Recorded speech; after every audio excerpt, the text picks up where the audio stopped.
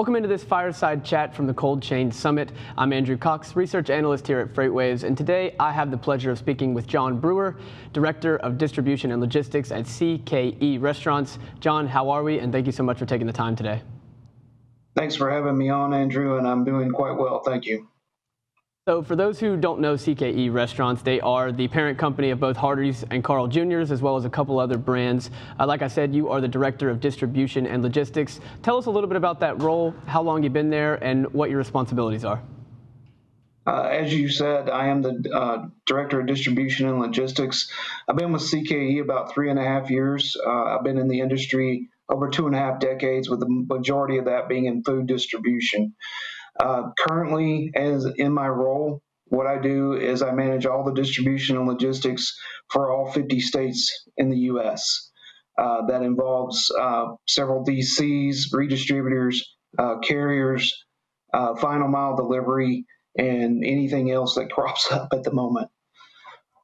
So you mentioned there that you have a couple third-party facilities. I think on your LinkedIn you say you manage about, or a little bit over, a $500 million P&L across 15 different third-party facilities. What does that look like? What are the biggest challenges for you in managing such a big budget with so many facilities spread out across the entire country? That's a really good question, Andrew. Basically, it's broken down in the systems. The Hardee's system is serviced by 5 third-party DCs, and then the Carl's is with 5. We also have 2 redistribution companies who handle our slower moving products. They have 2 DCs each, and about 200 to 300 vendors sending in inbound. In addition to that, we have about 3,000 stores coast to coast, Alaska and Hawaii, and we deliver to each of those stores at least once a week, and the majority of them we deliver twice a week. John, you mentioned that you run distribution, so you manage a lot of the relationships with carriers. Let's talk about what the current environment's been. We all know, everybody in the logistics industry right now knows that capacity is tight, that volumes are moving very rapidly throughout the country, but that's been even more so the case with refrigerated capacity. We've seen OTRI at above 25%, that's what we've become accustomed to, but that reefer outbound tender rejection rate has been upwards of 35 or 40%. So tell us what it's like been securing capacity throughout this COVID-19 pandemic. It's been extremely challenging, Andrew. I've been through 9/11. I saw the peaks in 18 and 14, but I haven't seen anything like this in my entire career. So to your point, obviously the more specialized the piece of equipment, the tighter the pool across the market is, and therefore dry vans are a lot more plentiful than refrigerated trucks. We've had our challenges. Sometimes these things even, we could lose capacity on almost an hourly basis. So we've really had to be nimble and be fast and react to the market accordingly. Has that meant an expanded relationship with your current carriers, or have you had to go out and make new relationships, or have you had to use the spot market more? What's your strategy been so far? We've worked with our incumbency as much as possible. Obviously, we believe in the relationships and the long-term relationships, and we know that sooner or later this pandemic will wind down and we'll be back into a more of a level set market. So we do try to keep those relationships. We have reached out to a few new ones just to kind of test the market and make sure that we're getting the best price we can out in the marketplace.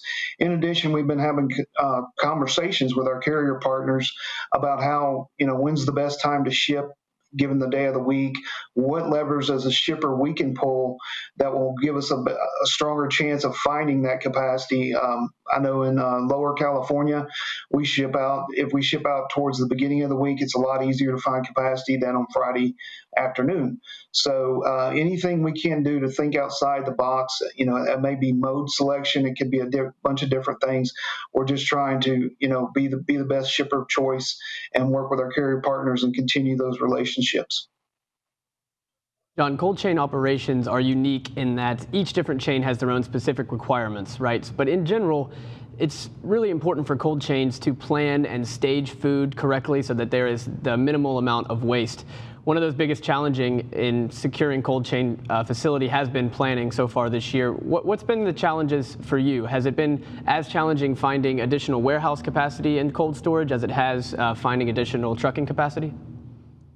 We haven't seen much of additional cold storage capacity issues. I know they're out there. I expect them to continue, if not worsen.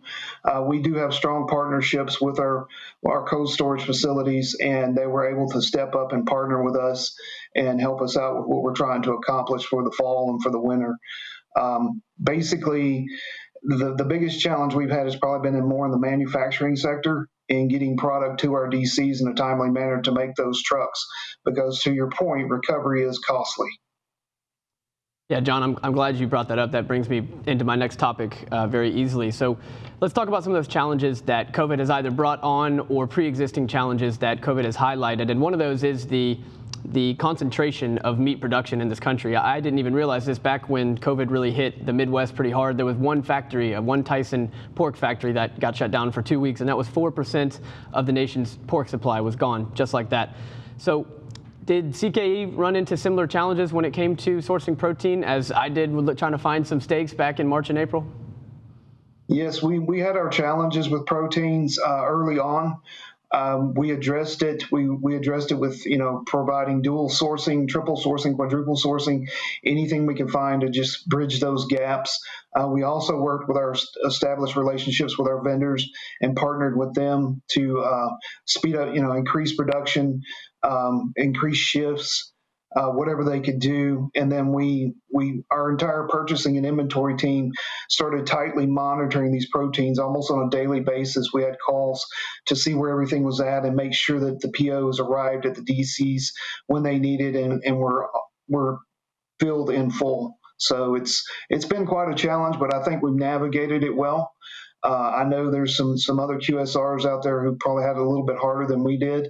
So I'm thankful that our team was able to take real good care of us, and our vendor partners were able to work with us, and we came out on the other side. And right now, I can tell you that proteins are not a challenge. So it was a rough haul, but we got through it. We weathered the storm. We came out on top. John, you told me off camera that CKE had been buying up additional meat or additional meat storage places just to kind of be prepared for the possibility of factories shutting down again in the fall.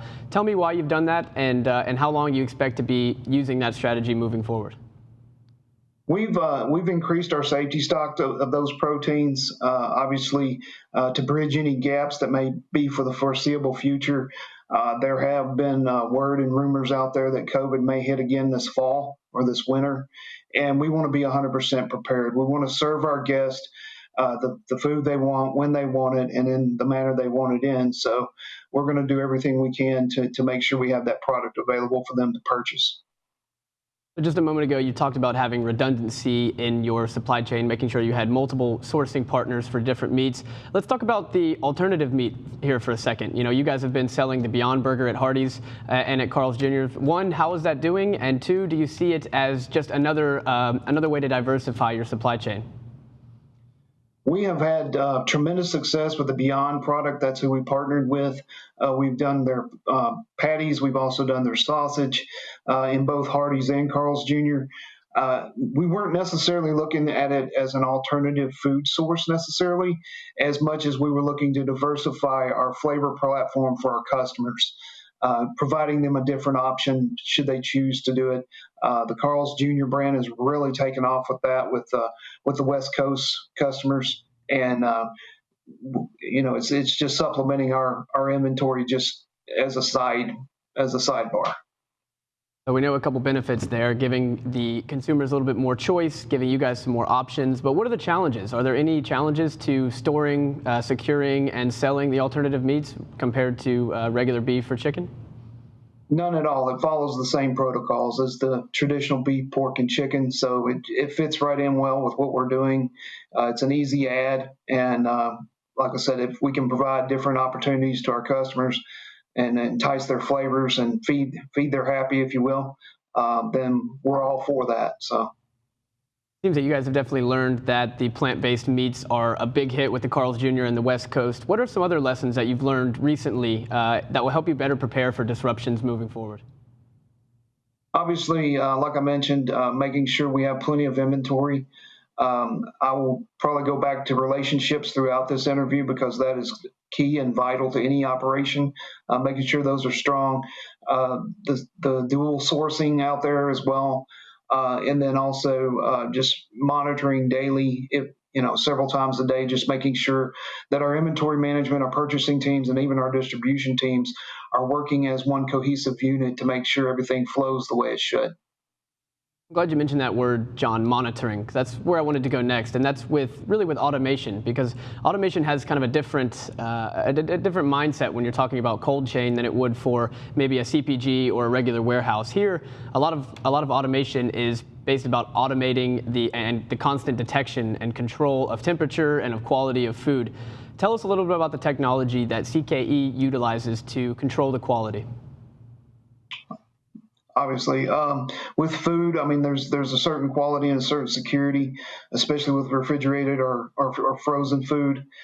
We use PIM monitors, or what the industry calls temp tails, on the back, middle, and front of the cargo in the trailer. Those are checked upon receipt. If those are out of spec, then we go back and we have the carrier run a log off their reefer unit on the vehicle, and that provides temps throughout the entire transit. And we're able to see if the abuse occurred, and if it is, we turn the load back and we will not accept it.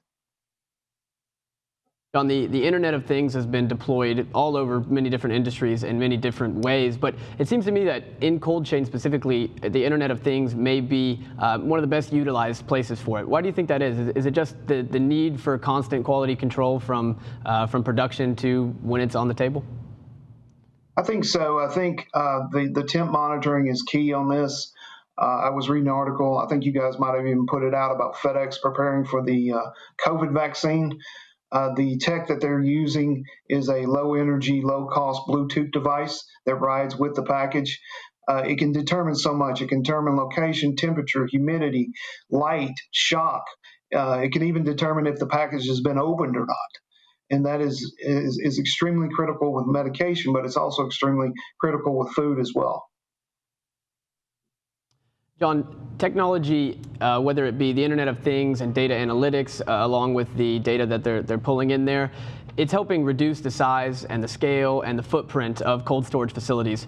Tell us a little bit about the technology that CKE has used to either reduce its footprint or become more efficient. I believe you were able to implement a system to reduce the cost for CKE by over $1 million recently. Can you speak to that a bit? I can. The biggest thing we really focused on lately is product obsolescence, and that comes with everything has a shelf life. That comes through forecasting, that comes through proper marketing, that comes through balancing and rebalancing, and sometimes even more rebalancing of your distribution network to move promotional items from one area of the country to the other, where they may be selling like hot cakes in St. Louis, but they're not doing too well in Florida.